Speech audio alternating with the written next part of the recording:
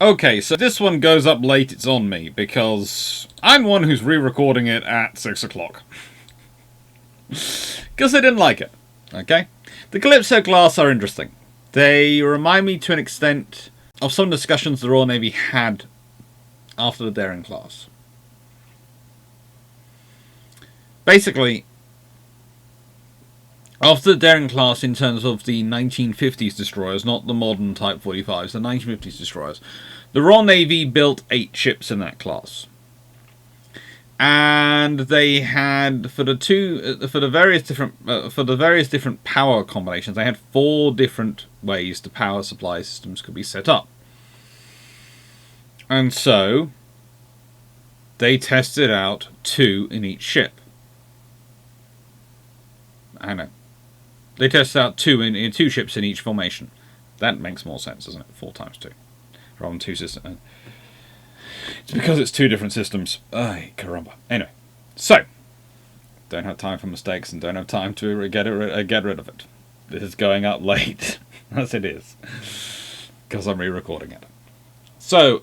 They really, really like the idea of building more once they finished the design. That's what they'd done with the Commerce class. They had gone through, they had tested out various options and various ideas, and then along comes the Calypso class.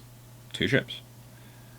This is how the Royal Navy had worked for generations. It's very hard for them to get out of that psyche of building ships to test and then building a finalized product. This is where you get some of the pair classes from, especially in the smaller ships. You get this big run of a class, where the Royal Navy will experiment through.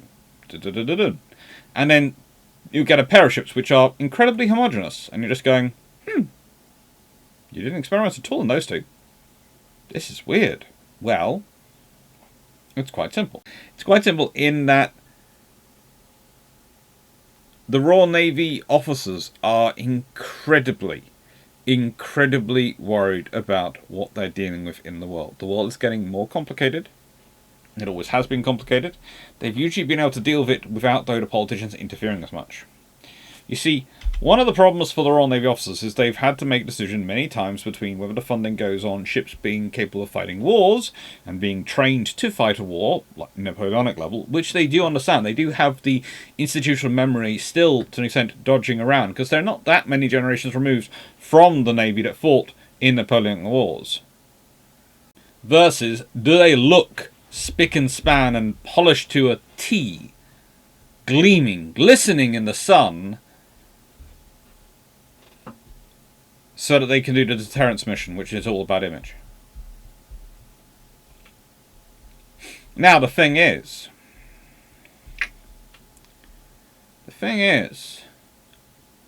you can get away with a lot when there isn't instantaneous communication home. Not just to your home, remember.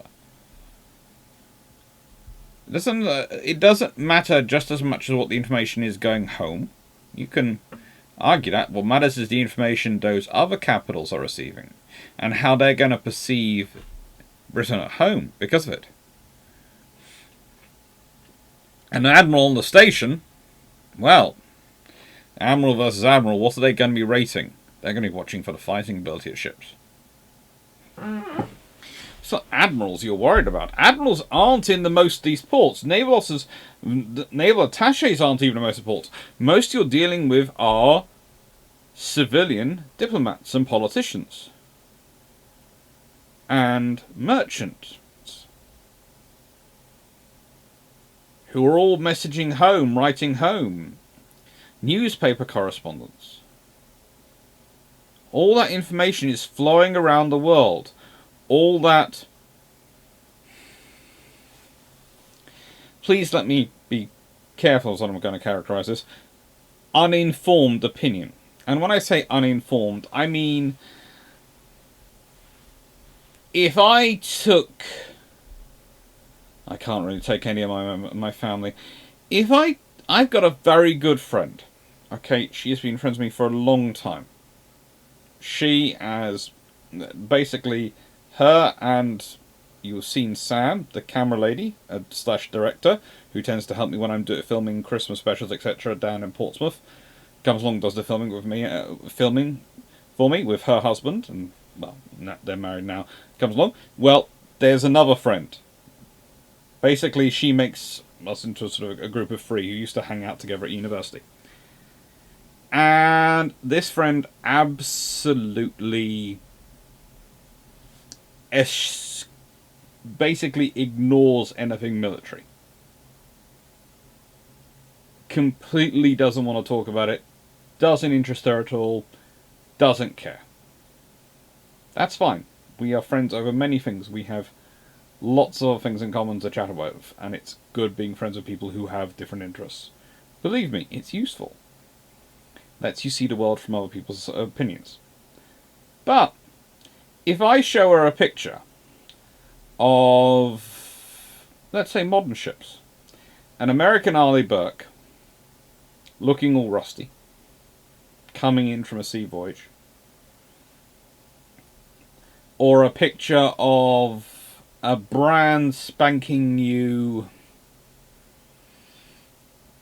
I want to pick a navy that makes them gleam but doesn't do much in the world, so please note I'm not being rude or nasty, I'm just picking on the ones who don't get to go out and do much.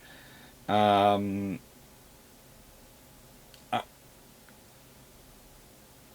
picture of a Russian cruiser on one of their national days, when it's sitting decked out in all its finery, painted up, looking spectacular, and ask her, which of these ships is better?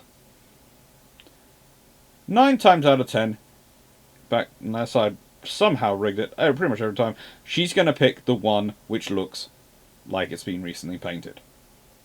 She's going to think that one looks better. Now, I would like to believe that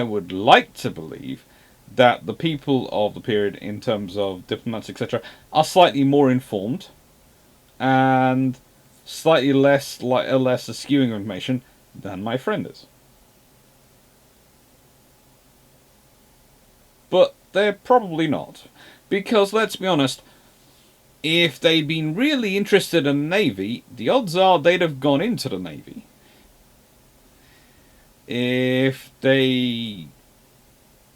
What were they really interested in? They were really interested in being merchants. They were really interested in being diplomats, and really interested in being politicians.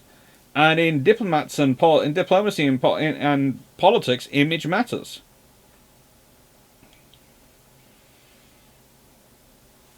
We act like that's a new thing today. We act like politicians have only cared about their image since, I don't know, the invention of the camera. They've been caring about image for a lot longer than that.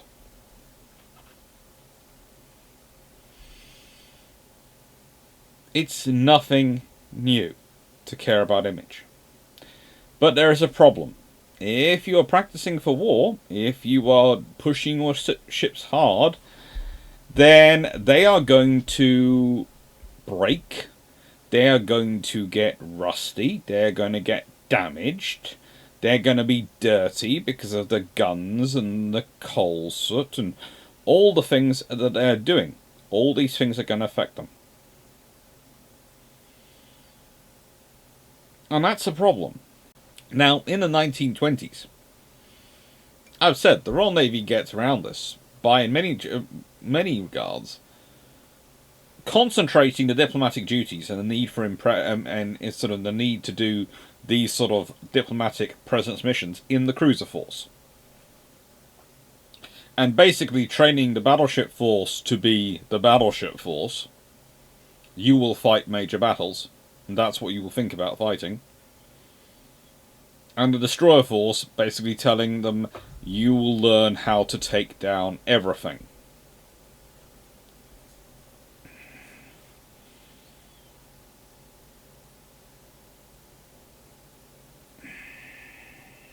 If I was going to put it in sort of dog terms, destroyers were all turned to be corgis. They had no concept that they were smaller than anyone else, and they were going to take them on. The cruisers, poodles. People always think, especially the big ones, oh, they're so, artistic and gentle, and they can be gentle. They can be artistic. But then you also realise that these dogs can balance on their hind legs, do all sorts of gymnastic manoeuvres in midair, and if you attack their family, they will go completely on you. And you will never see it coming because they look so nice and pretty. They look so genteel and friendly. Right up until they don't need to. Right until they need to look something different. And the battleships, well...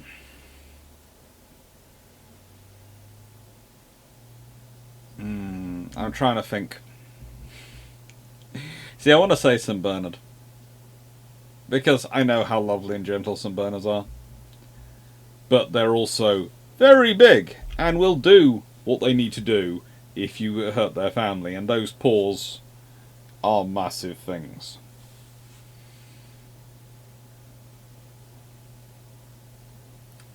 But the point is, the Royal Navy in the 1920s and 30s had a clear pattern for its force. It had developed that clear pattern in the 1880s, 1890s and 1900s, and had started building it in the 1910s, and if it hadn't been for the naval treaties, would have been considerably more developed than it was in the 1920s and 30s. But leaving that to one side, I want to go back to this. The Royal Navy in the 1870s and 1880s is trying to figure itself out.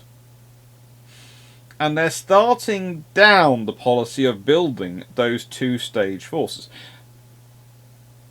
Again, I'm going to use a phrase which I've used in the Flower Class video which came out yesterday, and all sorts of ones, that naval strategy is a procurement strategy. What you procure decides what you can do, and what you can do decides what strategy you can go with in terms of warfare. Well, it's also to an extent a procurement of infrastructure and industry strategy, but leave it to one side.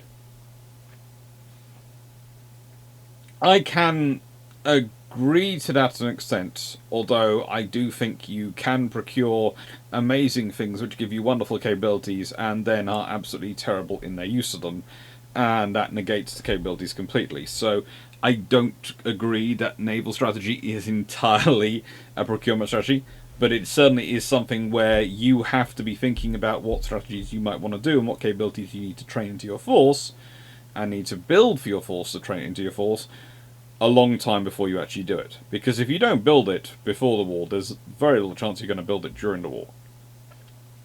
Unless it's a longer war, unless you get a lot of funding and you happen to be able to secure your shipyards and slipways enough that then you can actually build something on them.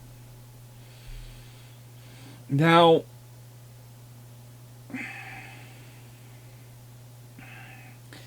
the Royal Navy is looking at these vessels when they're talking about their ships of the line frigates, the ironclad frigates. And if you sort of want to think about it, the corvettes, the protected corvettes versus the ironclad frigates, the protected corvette is, to an extent, the vessel which is supposed to be the President's vessel.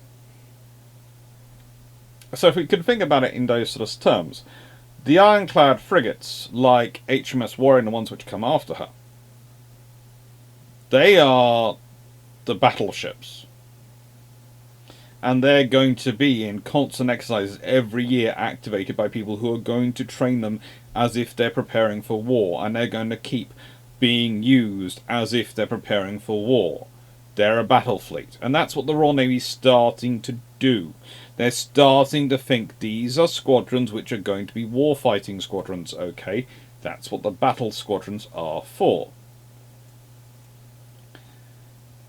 But you have a real problem with the cruiser force and the mass force of the Royal Navy, in that the vast majority of the force doesn't fit into these ships or those ships. It's a spectrum, because it's a massive conglomeration of ships which are being built because technology and things have kept changing, kept evolving. So this brings us to the comms class. They are definitely President ships. Don't get me wrong, there aren't many ships out on distant stations which would really like to come across a commerce class and pick a fight with it.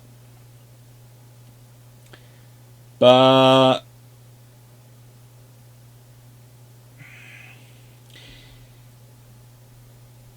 there are also quite possibly quite a few ships out there which are of the warfighting class which could pick a fight with it and win.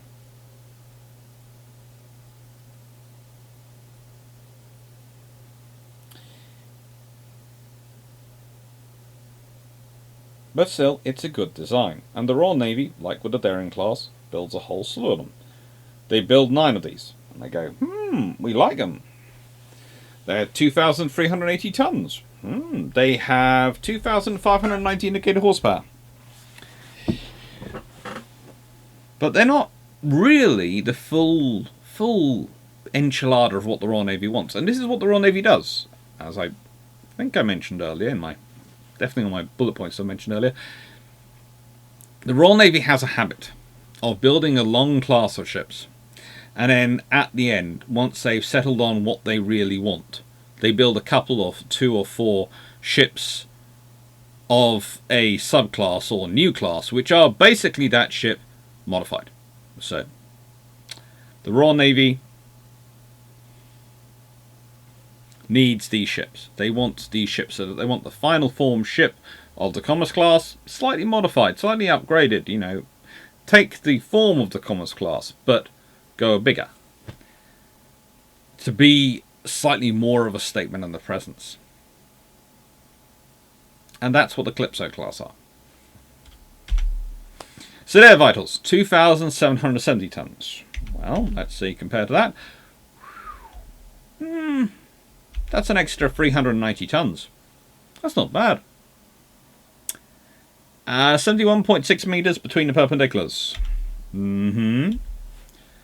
And the previous ones, 69 meters. Probably also between the perpendiculars. And why do I say perpendiculars and what do I mean?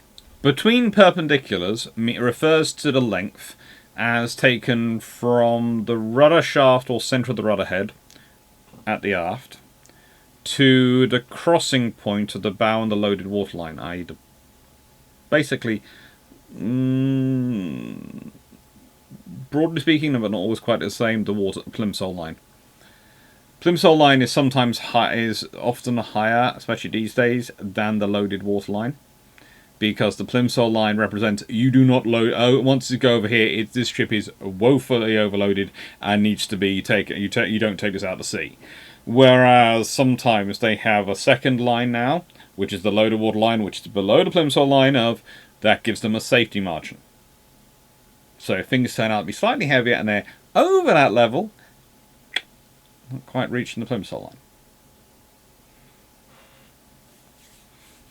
Sometimes you also see ships, they are painted completely, the colour which is supposed to be underwater is one colour, and the colour which is above water is another different colour, and it's completely one block of these blocks of colours, and that's supposed to be easy differential. So basically, if you see the paint, which is the side paint, goes under the water, should be an issue going on under that scenario.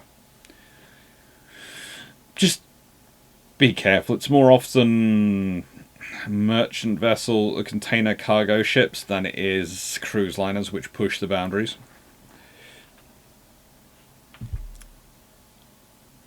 No, so why does the PP come up? Because that has... Well, as it was always described to me by my dad, that's the most relevant length when you start to consider the turning circle of your ship. Anyway, beam, 13.6 meters. And that, if I'm not mistaken, is a little bit fatter. Draft is 6.1 meters, which is a little bit deeper. So they're just a little bit bigger in every single way. A total of 4,023 indicated horsepower. But the speeds are roughly the same. There are some reports that say they were not faster. But there again, the average speeds of the books I've read put them about as equal to each other. So, yeah. Their sail plan is a bark rig. And they have a 4-cylinder J&G Rennie compound expansion steam engine supplied by 6 boilers. Now this engine could do both normal power and forced draft, which is significant, and it also explains the top speed. Now, complement was 293 originally, later 317, and the armament was 4 BL 6-inch 152.4mm 26 cal Mark II guns, which I discussed last time. They were the ones which were fitted, if we go back, to Canada and Cordelia, although they got 10. So, it's a bigger ship, but it has 16 guns, because it's got 12 5-inch 25 cal guns. Which, if you consider, in terms of form, has gone back closer, gone back a lot closer, to Commerce herself. Commerce had 14 guns. They have 16. And a broadside of 8. 6 quick-firing Nordenfeldt guns, 4 gun and machine guns, 2 14-inch torpedo carriages, and 1.5 inches of armour over the deck, over the engines. That's a nice ship for its period. Okay, it's not something you probably want to be sailing into battle in World War II, but in the 1880s, that is not a bad ship to be on for its size, and certainly anything of equivalent size is not going to want to tangle with you. Now, it's interesting to note the engines were designed by this gentleman, George Rennie. One half of J&G Rennie, his brother John was the other half. They're often tasked with building engines for the Royal Navy. They also built locomotives, trains, were very much into those sort of things, and were a key part of the development process which would lead to, I think it was the Lancashire boiler, which predates the Scotch boiler. But they certainly had involvements in a lot of developments that were sort of taking place in boiler work and in engine development in this period. He also developed his very own screw propeller, which imitated the form of a tail fin. You can see the design there. It seems to be a fairly decent propeller and fairly efficient, but it's very difficult to cast and get right. In 1822, he was elected Fellow of the Royal Society, as well as contributing papers to the Transactions in 1829 on the friction of metals and other substances. Yes, the Royal Navy's getting their engines designed by someone who specialises and, well, also works on their ships, of friction and other substances, which does include working on water and it going past a hull. So as this, George presented papers to the British Association and to the Institution of Civil Engineers, of which he was elected a member in 1841. The Institute of Civil Engineers, the ICE, is no small feat to be a part of. I should know. My sister is. And I know how much work she had to do to get it to be in there, even though she's a civil engineer of quite senior respected standing, and getting her charter. That is a major feat. The Institute of Civil Engineers is not the sort of club which at any time which goes, "Oh, you're just the right sort of person, we'll let you in." No, you have to be just the right sort of person, and also, have you done this? Have you made a noteworthy contribution to engineering? Have you done this? Are you this? Are you that? Remember, this is an organisation which was not always nicest to some of our most famous engineers in the UK because they didn't fulfil their criteria at the time. They could be very, very picky. Even to this day, they are a picky organisation, and it's deservedly so, because being a fellow of the ICE, being that senior in that, is a big thing. Civil engineers they have to sign off on things which you really don't want people signing off if they're going to get wrong. You really want people who are going to check, is this garbage in or is this garbage out? But This does mean a new gun has entered the circumstance, so now I will get to talk about a gun, and it's one of my favourite guns to talk about, because the BL 5-inch 127mm 25 cal gun comes with a debang breech. Yes. Sorry, it's a child in me. I realise this, and please indulge for the next 30 seconds. The debang breech, invented by the French artillery officer Charles Ragon Debang, is one of the curiosities of its age. It's also a very, very good breech. Okay, he designs all sorts of artillery. He's a French artillery officer, all sorts of artillery guns for the French army and at various points. He does so much cool work, but in 1972, he designed the debang system, which was a system of obturating ring for breech loading artillery pieces. It utilized the same general principle as the Hotchkiss one from 1855 and used a breech block made of 3 parts: an interrupted screw locking mechanism at the rear, a donut-shaped grease-impregnated asbestos pad that sealed the breech. Oh, my dad would love this guy. And a rounded movable nose cone at the front. When the gun fired, the nose was driven rearward, compressing the asbestos pad and squeezing it so to expand outward to seal the breech and to therefore give you better reaction of the gun going forward, of the projectile going out of the gun. What was important was the action was controlled by a handle, which was normally mounted vertically on the right side of the breech. When lifted, the handle operated a cam that forced the breech to rotate counterclockwise, unlocking the interrupted thread. The entire breech was then pulled rearward with the same handle sliding on a ring-shaped holder. The breech was hinged on one side, normally left, so when the breech block was slid all the way to the rear, it could be rotated out of the way for loading. It was used by the USN, by the Royal Navy, and honestly, the system is still in use to this day. It's a very, very cool system. This is an example of it being in use on HMS Calliope, with the 5-inch gun mounted on a Vesuva recoil, which was supposed to, well, basically stop it charging across the deck.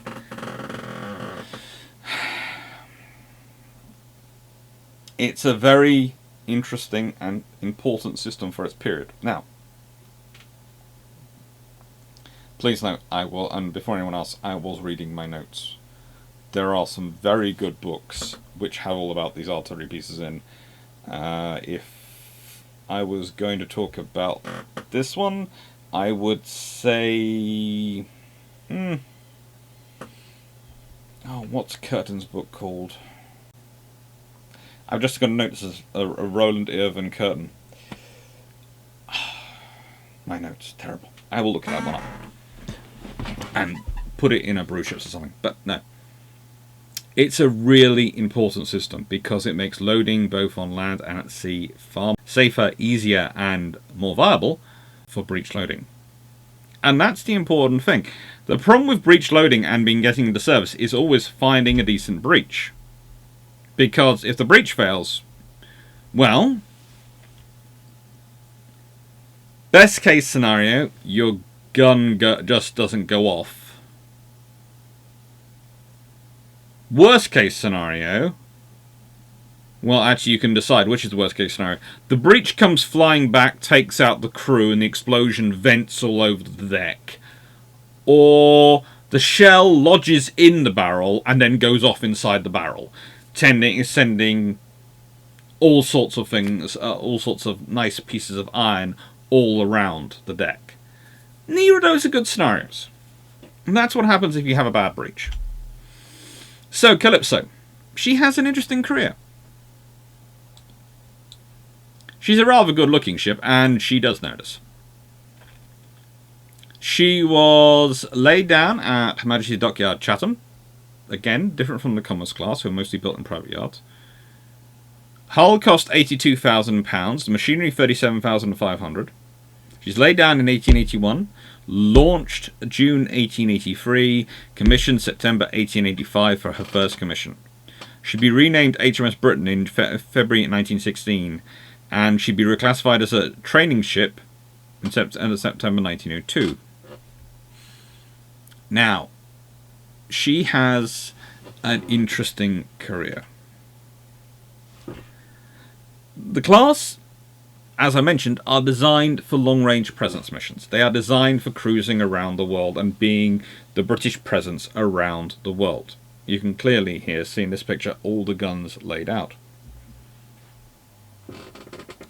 But Calypso actually spent quite a lot of its time in various exercises and also took part in quite a lot of work in the home waters and home fleet area, sort of, as we call it today.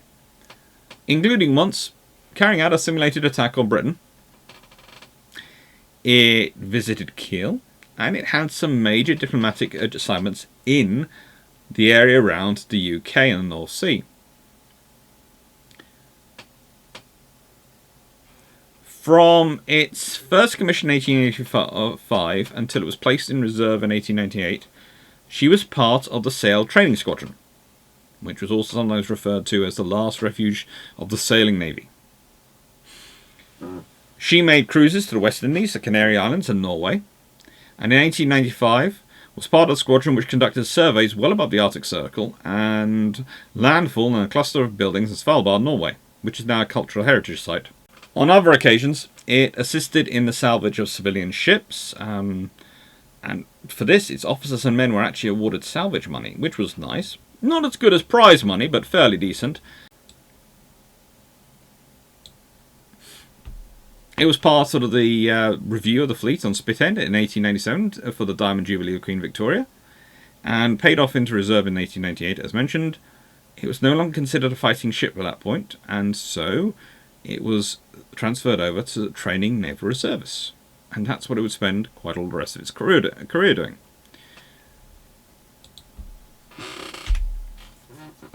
But it had a highlight of its career earlier on. It was the ship which went to take part in the Heligoland-Zanzibar Treaty.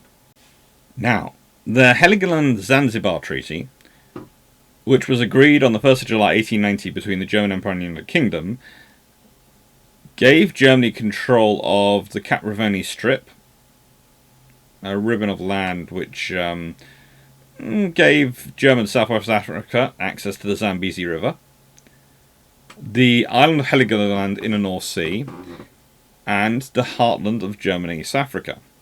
In return, Germany recognised British authority in Zanzibar. Now, this is, at the point, rather a strange agreement, because the British are handing over an island which allows them to control basically the exit of the Kiel Canal. This is a spot which, if the Royal Navy had been able to had known what was coming, would have basically gone, "You will give it up over our dead, decrying bodies." Basically, in 1914, the Royal Navy would have suddenly held exercises off our own territory of Heligoland, right outside the Kiel Canal, as a way of doing deterrence for war, and actually might have deterred World War I, because that would have been a very convincing, the whole fleet is right there. Okay? However, Zanzibar was important.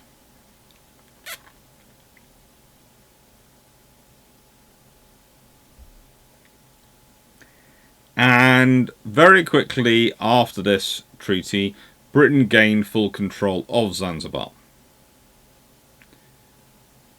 Why was Zanzibar important? Because Britain wanted control of East Africa. Yeah. In the nicest way, the Germans would have a stronger position in East Africa, but the British would have the strongest position in East Africa. Yeah.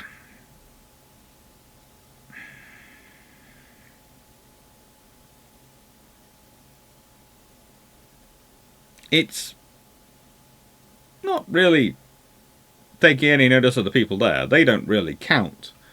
This is the thing about diplomacy in this area. No one really cares what locals think. The locals are the locals.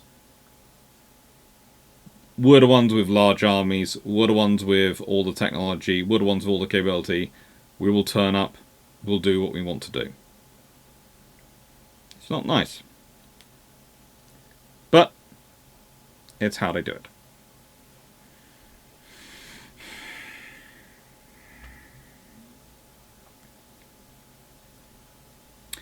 Interesting note, the treaty name was actually chosen by Otto von Bismarck, who tried to use it to attack Caperivi, who had succeeded him,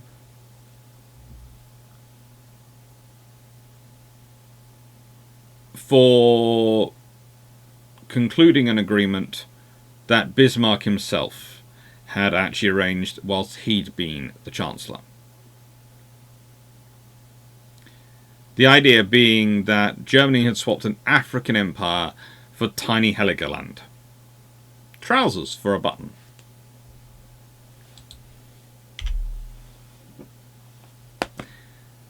This became a rallying cry for all the people you don't want it to be a rallying cry, and helped become one of the causes which led to the Pan-German League being founded in 1891. So, Heligoland-Zanzibar Treaty of 1890. One of those little pieces of events which filter in. And why does Calypso matter?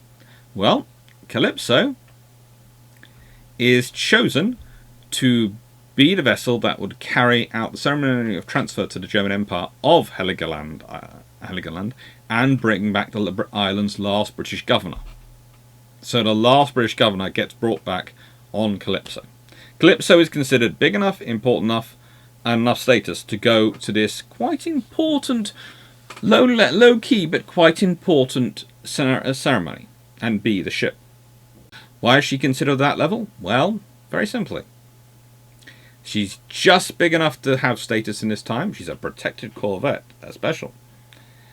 But she's not the full frigate of war, which the Royal Navy also has. So it's a nice way of saying, here's one of our ships. She's powerful, but she's not the most powerful we have. You know that.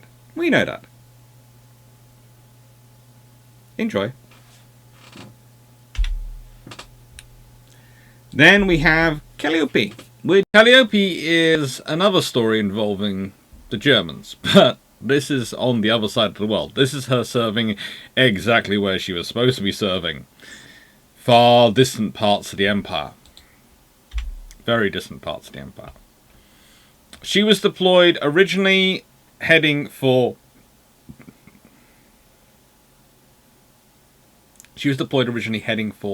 the China station, but they reassigned to the Australia station, which looked after the Pacific. Why? Because there were issues heating up. You see, the Germans were trying for a spot in the sun, and the Americans were trying for the whole of the Pacific. And in between them was this small little island called Samoa.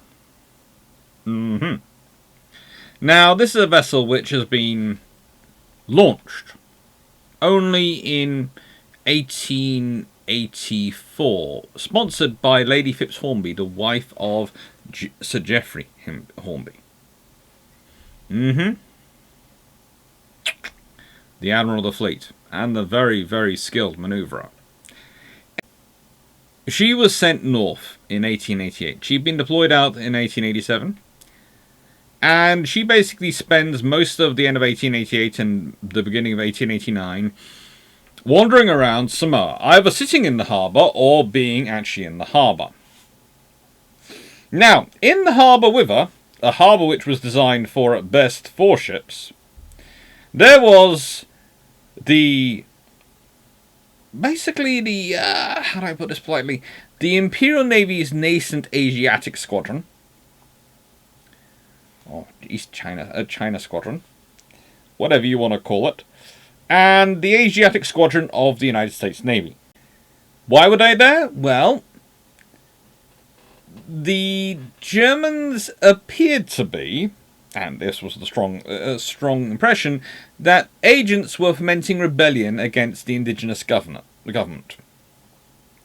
Basically, they decided, let's make it into an absolute mess, and then we'll go in and be the civilizing, powers, going in to save everyone's international interests if this small local government is completely collapsing because, we've paid for people to make it collapse. That's never been used before in history, and it's certainly never been used since, has it? In March 1889, therefore, Calliope is sitting in harbour, surrounded by ships. This was a harbour which was surrounded by reefs anyway, and best fit for 4 ships. At best fit for 4 ships. The anchorage held 7 warships and 6 merchant vessels, including Calliope, on the 14th of March. When the barometer begins to fall. This is not a good sign. The barometer falling is never a good sign. Never a good sign. And this is the starting of what will be known as the 1889 Apia cyclone, which would go on for 2 days. Rain falling in sheets, cutting visibility, winds of 70 to 100 knots. That's 30 to 185, 130 to 185 kilometers an hour. Or 80 to 115 miles per hour, according to my little conversion on the screen in front of me. And this blew directly into the anchorage, which trapped all the ships in the harbour. The harbour was scoured by currents, and anchors were lost their purchase. The ships had to operate their engines at full speed to try and resist the wind and waves. Ships were nevertheless dragged by their anchors and often other things which were caught up inexorably towards the land. Vessels collided and were thrown on the reefs ashore, and some even sank.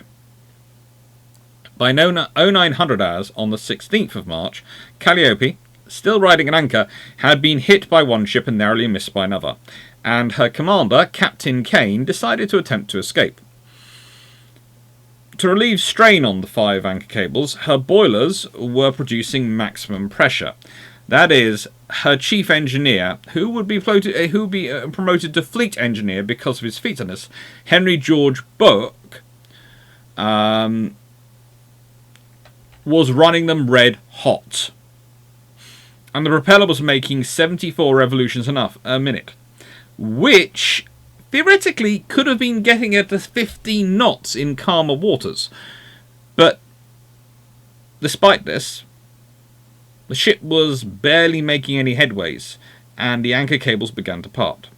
Luckily, Kane was keeping an eye out for what was going on. They had to port, and roughly 6 meters away, but just slightly over 6 meters probably, was the coral reef. Ahead were the US ships Vandalia and Trenton. To starboard were other warships. Now, there was only the narrowest of openings between the vessels to one side and the ground to the other. So hemmed in by these obstacles, and goodness gracious me, with the rudder sometimes within 2 meters of the reef behind it, Calliope manoeuvred while still attached to anchor cables. As mentioned, these are anchor cables which are giving way. Not good. Captain Kane sees an opening. He slips the anchors. To be more precise, he has some very strong chiefs go cank on the anchors to cut them free, and dives forward. Basically takes his ship as fast and as hard forward as he can. He managed to avoid the Vandalia. He comes very close to the Trenton, so close in fact that the foreyard arm passes over the American ship's deck. And as Calliope rolled to port, the yard actually managed to lift over the Trenton. It looked like at one point it was actually going to catch. It didn't, because of the roll. The American ship's crew cheered Calliope as the corvette slipped past. And an American officer on the scene would call this one of the grandest sights a seaman or anyone else ever saw. The lives of 250 souls depending on the hazardous adventure. As she was diving for the harbour mouth, the Calliope's bow and stern alternately rose and plunged into incoming waves. Literally, the waves were big enough the ship was being lifted out of them or lifted on them. At times, the propeller was spinning in the air, which meant that, again, the very wonderful book had to be so careful, almost acting by instinct to keep the shaft from running away to destruction and keeping a hand on the throttle. Green seas were at the same time as the ship was riding so high were boarding the vessel and running the length of the deck, making it incredibly perilous for crew up the top. They kept being swept, and they kept being swept by water and losing their footing, and keep going and keep going. She took 2 hours to travel a distance of no more than 4 cables. Now, that is the equivalent of a cable is 1/10 of a nautical mile, or approximately 100 fathoms. So, think about that. It takes 2 hours to travel 4 cables. That's 4/10 of a mile.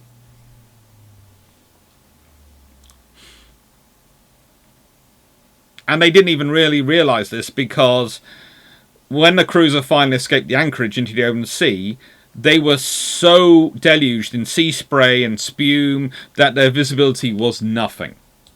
They were literally going by instinct. They stayed at sea for the next 2 days. They re-entered harbour on the 19th of March, a very prestigious day, to search for their missing anchors. And it's on this point they discover that all the other ships, 12 in all, had been wrecked or sunk. 12 had been wrecked and sunk. And you can see the statistics from the other warships there. The Trenton, wrecked, 1 dead. The Nipsic, beached and repaired, 8 dead. The Vandalia, wrecked, 43 dead. SMS Olga, beached and repaired, none listed as dead. The Eber, wrecked and sunk, 73 dead. The Adler, wrecked and sunk, 20 dead.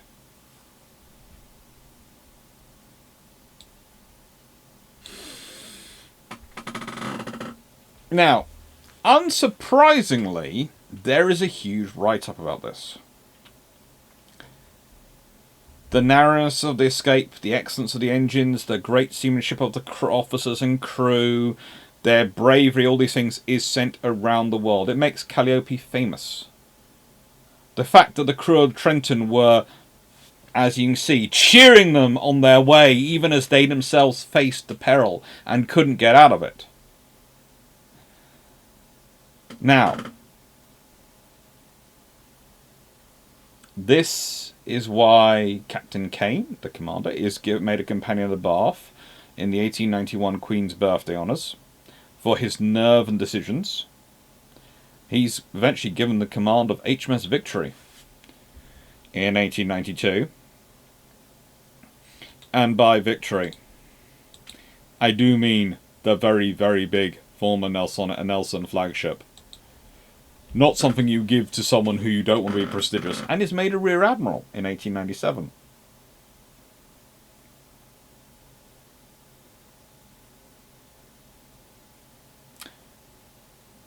Why is this so important? Well, the Royal Navy might not have been doing as much shooting as it probably should have done in this period because of worry about keeping their decks clear. And certainly not all officers and not all crew could have probably pulled off this feat. Not all ships would have been able to pull it off. But the fact is, a Royal Navy crew did.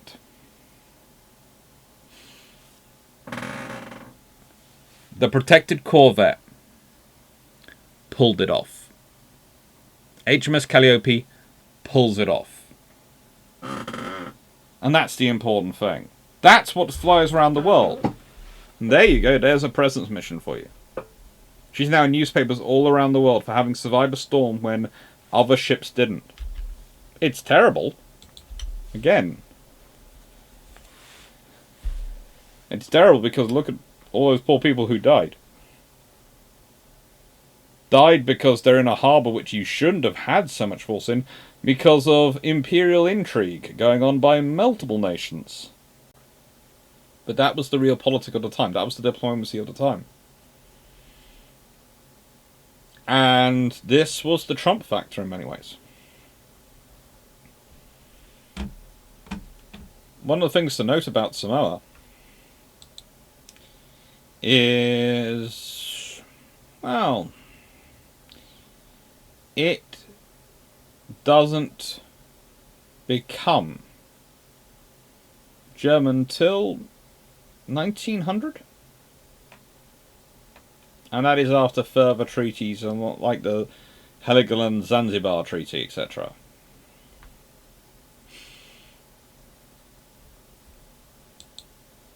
They tried their best to stay independent,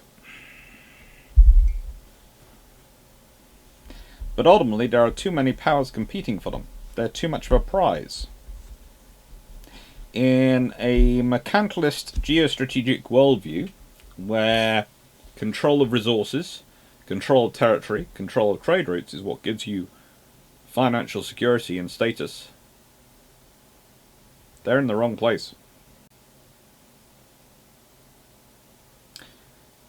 But those sorts of operations are not without risk for the nations doing them. You can't just send ships to places and presume they're going to be okay. In this case, Germany and America lose 2 ships each. They have a third one each they have to repair. It's not a battle. If it was, well, if you call it a diplomatic battle, I'm fairly sure the British won it. But the British won it by getting getting away from the storm in the harbour. Yes, harbours and storms are not good. Harbours are not always safe places in storms. So that's Calliope's claim to fame. That she was there for the Samoan crisis. That she was the British presence to try and calm things down.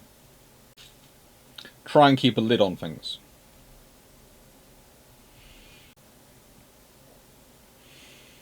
So what are the legacy of these ships? Well, both of them end up turning into training ships.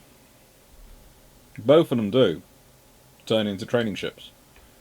And they have a huge amount of history named after them because of that. Calypso, of course, becomes the training ship for the Newfoundland Royal Naval Reserve from 1902, renamed as HMS Britain in 1916, when a C-class cruiser commenced, which is going to be called a Calypso. And of course that's the cruiser which gets sunk by the Alpino Bagnoli in World War II. Calliope, well,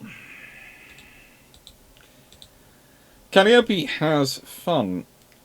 Now, she becomes a Royal Navy Reserve ship, a drill ship, from 1907, renamed HMS Halcyon in 1915.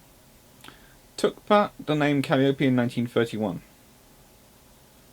Sold finally in 1951. Finally sold in 1951. A little bit of luck and a little bit of judgment, and whoa, if she'd survived this in the 1960s, you never know, they might have preserved her. Which would have been fun. It would be nice to have had a ship from this period still around. We have Warrior, but Warrior's a little bit earlier than this period. Then she's replaced by the Shoreham-class sloop HMS Falmouth as Calliope in 1952 as an R&R drill ship, and then finally is established as one of the 14 Royal Navy Reserve stone frigates. HMS Calliope is on the Gateshead bank of the River Tyne, between the Tyne Bridge and the Gateshead Millennium Bridge, just down from the Hilton. That's all how I always think of it, because when I go to the archives there, that I'm not sure I'm really revealing too much, but if you stay at the Hilton or go to the Hilton for lunch, it's an absolutely wonderful view of Newcastle, of the castle, the railway station, and the bridge. It's absolutely spectacular. So, highly recommendation if you go there. Were this class worth it? Yes. Were they a good class? Yes.